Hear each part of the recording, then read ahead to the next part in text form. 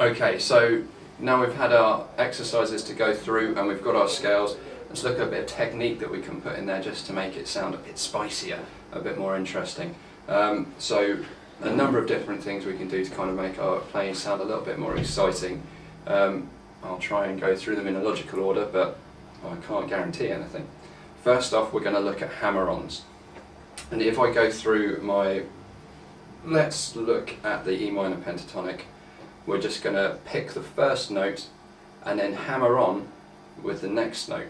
Okay, so it just means that I'm going to play that note, pick it, but not pick the next one. I'm just going to let my finger fall down onto the string, and you can hear it kind of making that nice thud. And if you go through that quickly, it can sound quite smooth sounding, so like legato and all that stuff. So I'm going to just hammer on through the E minor open position. Try that again, if you can edit that out, it'd be lovely.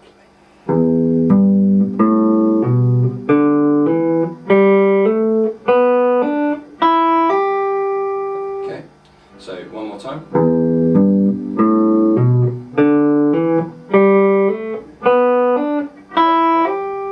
So that's our hammer-ons. The next one we can do, very similar to the hammer-on, is the pull-off. Okay, so almost a hammer-on reverse. We're just going to pull our finger off the string, but to make it sound, you want to kind of pull across the string. Okay, so hammer-on, pull off. Okay, so I'm not kind of yanking it back up the way it came, I'm just kind of rolling it off the string. Okay.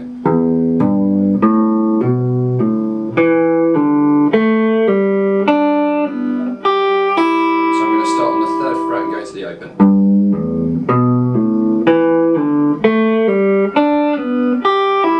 So you can almost hear it pulling off the string there. Okay, so that's hammer-ons and pull-offs.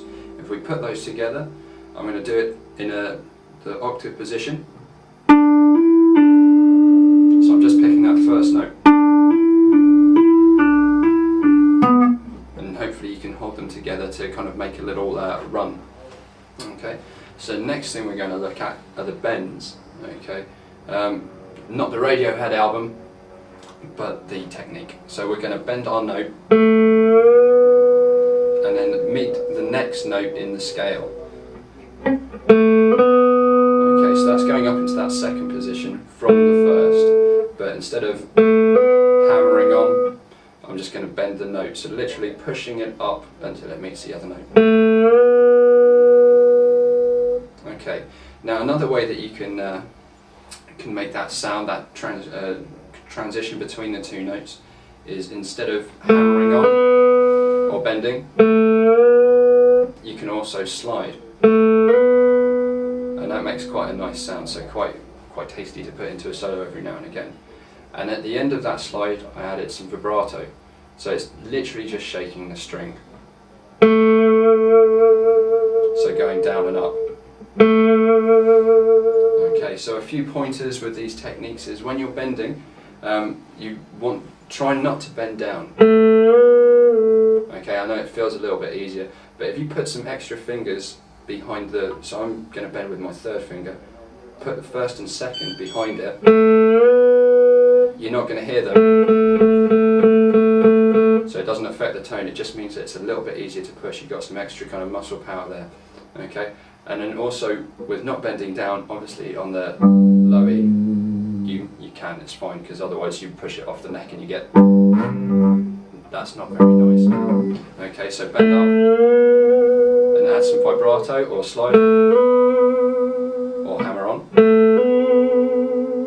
And just try going through the pentatonic positions, putting a bit of vibrato on the end of each note.